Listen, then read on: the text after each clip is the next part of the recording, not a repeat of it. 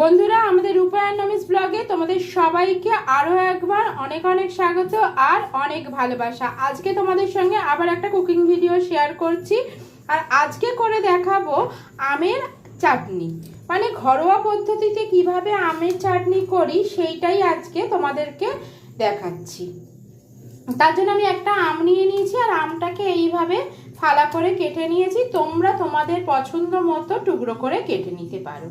তাহলে চলো রান্নাটা শুরু করা যাক। প্রথমে আমি একটা কড়াইকে বসিয়ে দিচ্ছি গ্যাসের ওপর। এবার এটাকে ফ্রি হিট করে নিয়েছি। প্রথমেই আমি 5 ফোড়নকে একটু শুকনো খোলায় ড্রাই রোস্ট করে নেব। দেখো, এটা যেন কোনো মতেই পুড়ে না যায়, জাস্ট এর মধ্যে যে ময়েশ্চারটা থাকে সেই ময়েশ্চারটা শুকিয়ে গেলে যথেষ্ট। তাই গ্যাসের ফ্লেমটা সবসময় হালকা করে রেখে দিতে হবে, মানে লো মিডিয়ামে রাখবে। রেখে এটাকে ড্রাই রোস্ট করে দেবে। দেখো, এখানে ড্রাই রোস্ট করা হয়ে গেছে, ভালো একটা সুন্দর গন্ধ বেরিয়েছে। এবার এটাকে ঠান্ডা হওয়ার জন্য আমি রেখে দেবো।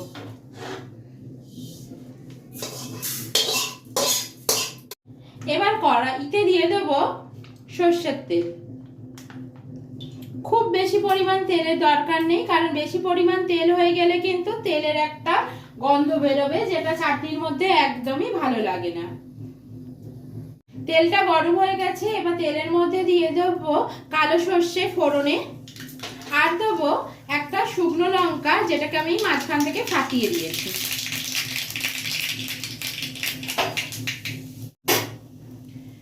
ফোড়ন থেকে যখন সুন্দর একটা গন্ধ বেরোবে তখন এর মধ্যে দিয়ে দেবো কেটে রাখা আমগুলো। আমগুলো কেটে কিন্তু আমি 2 থেকে 3 বার ভালো করে ধুয়ে নিয়েছি। এবার একটু ভেজে নেব তেলের মধ্যে। আর সঙ্গে দিয়ে দেবো সামান্য নুন, যাতে আমটা তাড়াতাড়ি গলে যায় তার জন্য। আর দিয়ে দেবো পরিমাণ মতো হলুদ। এটা যে যেরকম চাটনি করবে সেই সেরকম পরিমাণ হলুদের ব্যবহার করবে। যতটা পরিমাণ মানে চাটনি করবে সেই পরিমাণই হলুদের ব্যবহার করবে। আমি যেহেতু একটা আমের করছি তাই আমার যতটুকু হলুদের প্রয়োজন ততটুকু দিলাম। এখানে তেলের মধ্যে আমগুলোকে আমি মিনিট খানিক ভেজে নিয়েছি, মানে এই 1 মিনিটের মতো ধরো ভেজে নিয়েছি। এবার এর মধ্যে দিয়ে দেবো সামান্য পরিমাণ জল, খুবই সামান্য পরিমাণ জল দেবো। শুধুমাত্র আমগুলো সেদ্ধ হওয়ার জন্য যতটুকু জলের প্রয়োজন ঠিক ততটাই জল দেবো। দেখেই বুঝতে পারছো, খুবই সামান্য পরিমাণ জল। এবার এর মধ্যে একটা ঢাকনা চাপা দিয়ে দেবো।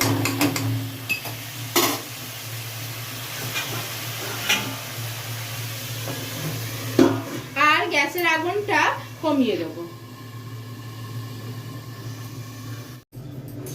বন্ধুরা, প্রায় 2 থেকে 3 মিনিটের মতো হয়ে গেছে। এবার ঢাকনাটা খুলে দেখে দেবো আমগুলো সেদ্ধ হয়েছে নাকি। আর দেখো, বেশ সুন্দর কিন্তু সেদ্ধ হয়ে গেছে। দেখেই বোঝা যাচ্ছে আমটা কত ভালো করে সেদ্ধ হয়ে গেছে।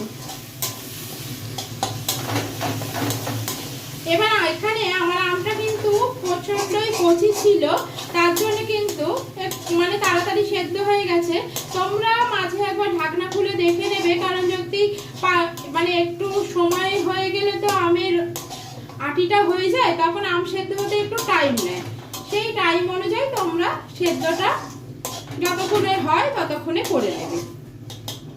এবার এর মধ্যে দিয়ে দেবো পরিমাণ মতো চিনি।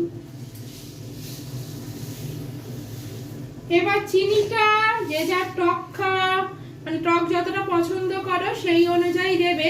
তবে এখানে আমি প্রায় 150 গ্রামের মতো চিনির ব্যবহার করেছি, কারণ এই চাটনিটা একটু চিনিটা বেশি হলেই ভালো লাগে, কারণ একটু টক মিষ্টি চাটনি ভালো লাগে।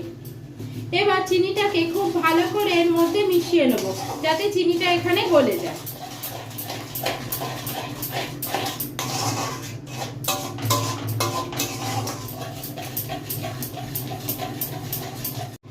দেখো, এখানে চিনিটা কিন্তু গলে গেছে আর চাটনিটা অনেকটাই পাতলা হয়ে গেছে, দেখেই বুঝতে পারছো। তবে এই অবস্থায় যদি আমি নামিয়ে দিই তাহলে কিন্তু এটা জেলির মতো হয়ে যাবে। তোমরা যদি আচার করতে চাও তাহলে কিন্তু এই অবস্থায় নাবিয়ে একটা কাঁচের বয়ামে ঠান্ডা হলে রেখে দিয়ে স্টোর করে রেখে দিতে পারো। তবে আমি এটা যেহেতু চাটনি হিসেবে ব্যবহার করব, তার জন্য এর মধ্যে আমি সামান্য পরিমাণ জল দেবো।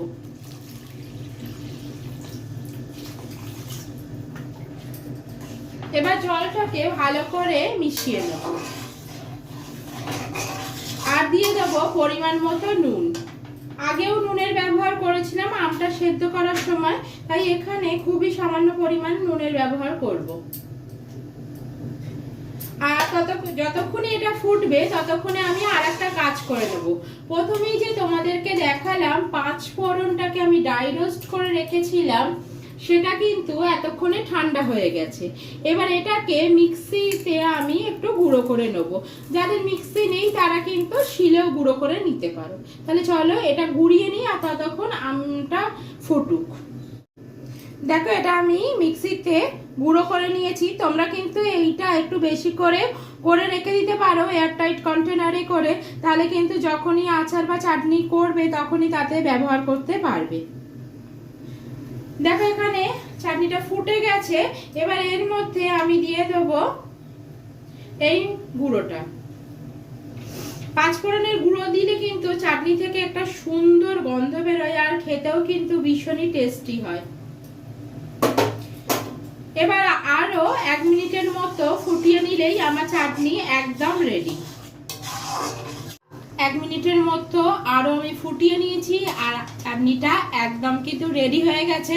এবার চাটনিটাকে একটা পাত্রের মধ্যে নামিয়ে দেব। দেখো তোমরা দেখতেই পেলে কত সহজে আমের চাটনি আমরা ঘরে করে নিতে পারি সুন্দরভাবে। তাহলে তোমরা কি করবে, ঘরে চটজলদি করে ফেলবে, আর ভালো লাগলে লাইক কমেন্ট শেয়ার করবে, চ্যানেলটাকে সাবস্ক্রাইব করে দিয়ে আমাদের পাশে থাকবে। তাহলে দেখা হবে অন্য কোনো রান্নার ভিডিওর সাথে। এখনকার মতো এখানেই রাখছি, তোমরা সবাই ভালো থাকবে, টাটা।